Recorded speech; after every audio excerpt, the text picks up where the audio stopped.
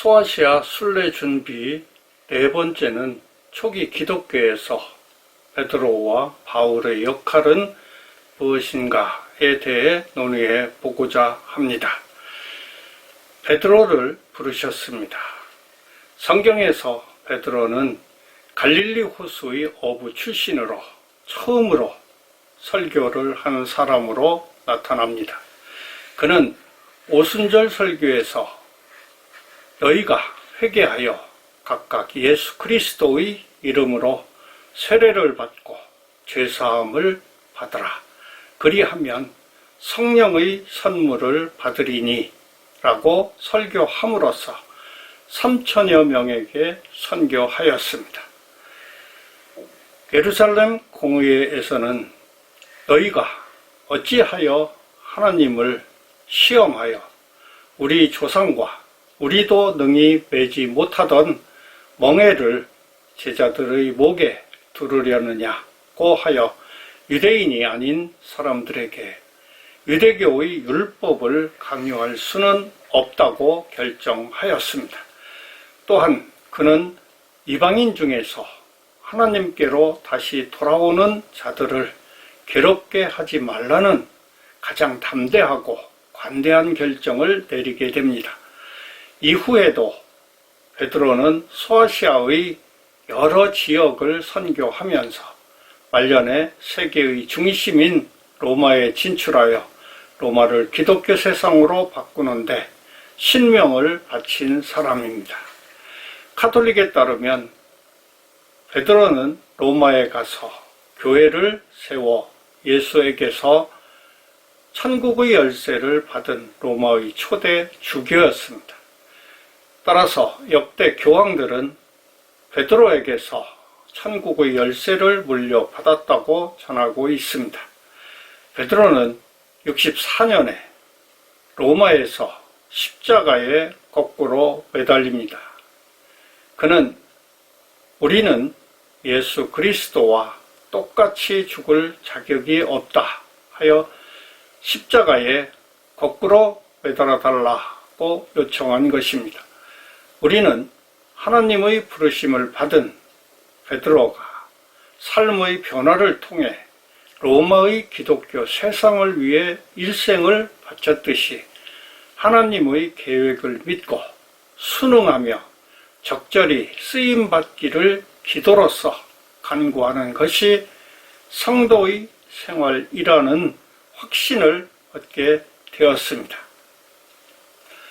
바울을 택하셨습니다.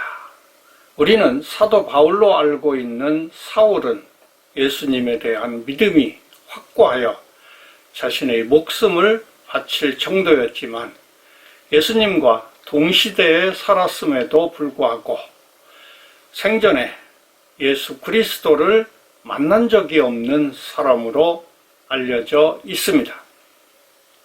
사울은 다소의 독실한 유대교 집안에서 태어나 유대교 신자로서 유다 가말리엘의 제자로 공부하여 율법학자가 되고자 예루살렘에 유학하였고 기독교 교회를 완전히 파멸하려는 유대교 골수 신자였습니다. 더구나 그는 스데반을 돌로 죽게 하여 최초의 순교자로 만든 패거리의 두목이었습니다. 사울은 더 많은 그리스도를 믿는 사람들을 파멸하기 위해 대제사장에게서 그리스도를 따르는 사람을 결박하여 예루살렘으로 잡아오라는 공문을 받아 다메섹으로 가던 중 예수님의 강한 빛과 음성을 듣고 눈이 멀고 아무것도 먹지 못함을 통해 회심하게 됩니다. 사울은 사울아, 사울아, 내가 어찌하여 나를 박해하느냐는 예수 그리스도의 음성을 듣고 놀람과 두려움에 떨면서 주여 누구십니까? 하고 물어보게 됩니다. 그는 나는 내가 박해하는 예수라 하는 음성을 듣고 예수 그리스도의 존재를 확신하게 됩니다. 예수께서 너는 일어나 시내로 들어가라. 내가 행할 것을 내게 이를 자가 있느니라 하시니 를 통해 사울을 다메섹의 아나니아에게 보내시어 안수를 받게 함으로써 하나님의 계획 중에서 그가 행할 사역을 알려주십니다.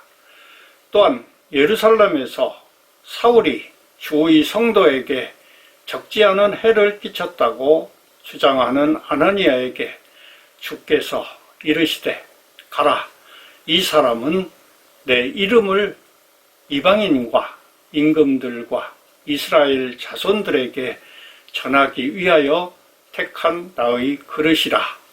그가 내 이름을 위하여 얼마나 고난을 받아야 할 것을 내가 그에게 보이리라 하시니 라고 아나니아에게 환상을 보이셨습니다. 아나니아가 사울에게 예수께서 나를 보내어 너로 다시 보게 하시고 성령으로 충만하게 하신다 하니 라고 말을 하자 즉시 사울의 눈에서 비늘 같은 것이 벗겨져 다시 보게 된지라. 일어나 세례를 받고 음식을 먹음에 강건해지니라에 잘 나타나고 있습니다. 이러한 사울이 이방인에게 선교하게 되는 계기로 인하여 이방인 사역을 위해 이방인에게 친근한 바울로 계명한 것으로 사도행전 13절 9절에 나타납니다. 사울은 헬라 이름인 바울이 이방인 선교에 친숙하기 때문에 이름을 사울에게서 바울로 바꾸게 되는 것입니다. 그 후 다메섹 유대인 회당에서 예수님이 하느님의 아들이라고 설교하게 되는데 이것이 바울의 회심 사건입니다.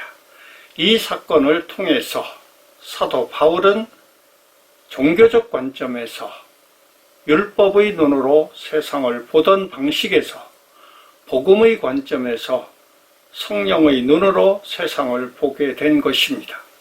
사도 바울은 이방인 개종자들을 유대화하려는 파벌에 대해 단호한 태도로 맞섰습니다. 기독교가 유대교의 한 종파라고 여겼던 나사렛파에서 벗어나 세계적인 종교로 성장하는데 지대한 역할을 한 장본인입니다.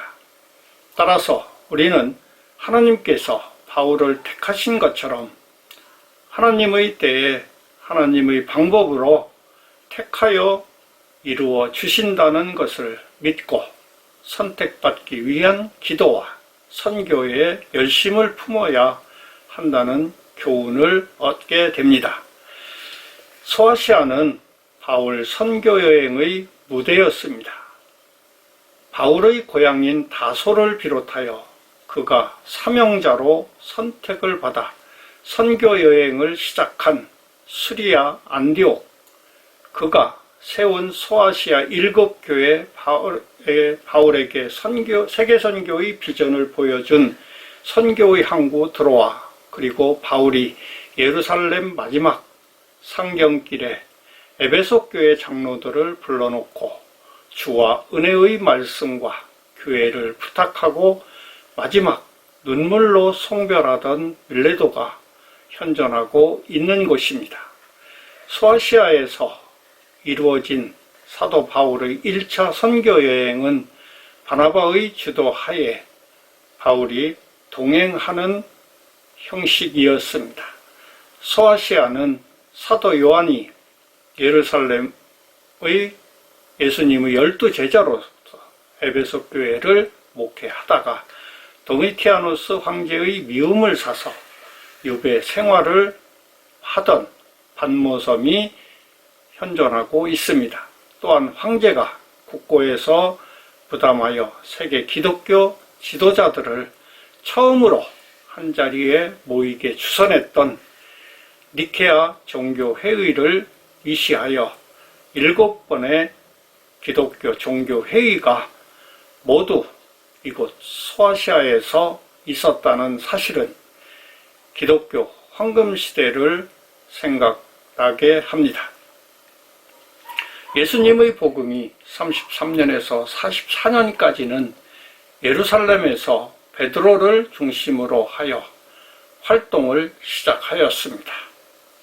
그 후 44년에서 68년까지는 스리아 안디옥을 중심으로 바울을 택하여 소아시아와 유럽에 선교의 문을 열게 합니다. 그 후 복음의 열매가 68년에서 100년까지는 에베소를 기점으로 사도 요한이 중심이 되어 소아시아 지역의 선교 활동이 활발하게 전개된 초기 기독교 1세기였습니다. 후기 사도 시대에는 폴리캅, 파피아스, 이그나티우스, 이레니우스, 터툴리안 등으로 교회사가 이어지게 됩니다. 이들로 말미암아 소아시아 지역에 복음이 널리 전파되었습니다. 이 시기에 교회의 지도자요 역사가였던 파피아스는 당시 소아시아 지역에 3천여 개가 넘는 기독교 믿음 공동체가 설립되었다고 기록하고 있습니다. 이러한 역사적 사실들은 소아시아가 성서 역사의 현장이었음을 말해주고 있는 것입니다. 소아시아는 하나님 구속 역사의 무대였고 구약과 신약, 초기 기독교 역사의 현장이었습니다. 다음 동영상에서는 로마 제국이 어떻게 기독교 세상이 되는가에 대해 논의하겠습니다. 참여와 구독을 당부드립니다. 감사합니다.